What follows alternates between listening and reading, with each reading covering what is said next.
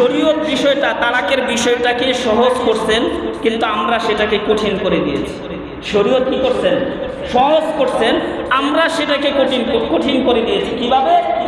শরীয়ত তালাক দেওয়াকে বৈধ করছে, সবচেয়ে নিকৃষ্ট বৈধ, এর নিচে আর কোনো বৈধ কাজ নাই। আবার তালাক দেওয়ার ক্ষেত্রে শরীয়ত বলেছে তোমার যদি বেশি প্রয়োজন হয় তাহলে সর্বোচ্চ 1 তালাক দাও। কয় তালাক? যদি 1 তালাক দাও তাহলে দ্বিতীয়বার ফিরিয়ে আনার সুযোগ আছে। তুমি বাপের বাড়িতে পাঠিয়ে দিলে, মীমাংসা হয়ে গেছে, তোমরা আর একসাথে থাকবে না, তবে 1 তালাক দিয়েছো, কিন্তু 1 বছর 2 বছর 3 বছর 5 বছর 10 বছর পরে যখন তোমার মনে হবে যে না আমার প্রথম স্ত্রীটাই ভালো ছিল, আমি প্রথম স্ত্রী নিয়ে আবার সংসার করব, তাহলে সেই সুযোগ আছে না নাই? 1 তালাক দিলে অবশ্যই আছে। আল্লাহর রাসূল আল্লাহ তাআলা সেটার সুযোগ দিয়েছেন।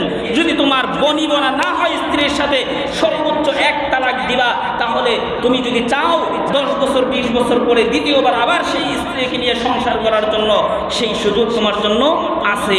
কিন্তু এরপরে যদি 2 নম্বর তালাক দাও, তাহলে আবার 10 বছর পরে যদি তোমার মন চায়, তাহলে আবার তুমি দ্বিতীয় তালাক দেওয়ার পরেও তুমি ফিরিয়ে আনতে পারবে।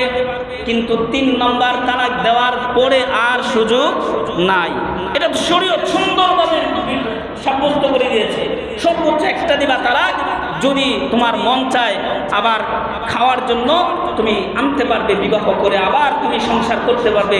সংসার করার কিছুদিন পরে আবার যদি 3-4 বছর পরে দেখতেছো না এই স্ত্রীকে নিয়ে আবার পারতেছো না, তো আরেকটা তালাক দাও। সর্বোচ্চ 2 তালাক হয়ে গেল। এরপরেও তুমি আবার 10 বছর পরে মনে করতেছো না এটা কি আনা দরকার, তা আবার আনলা।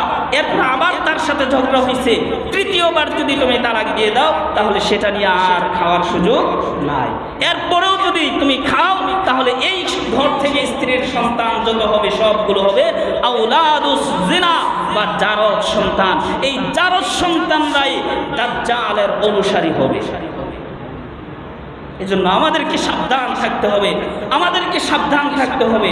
আমরা যেন আল্লাহ রসুলের এই বাণীগুলো থেকে সতর্ক হয়ে যাই, আমাদের দ্বারা যেন এই বাণীগুলো সংগঠিত না হয়, এই কোনো কাজ যেন আমাদের দ্বারা সংগঠিত না হয়। আল্লাহ তাআলা আমাদের সকলকে বোঝার আমল করার তৌফিক দান করেন।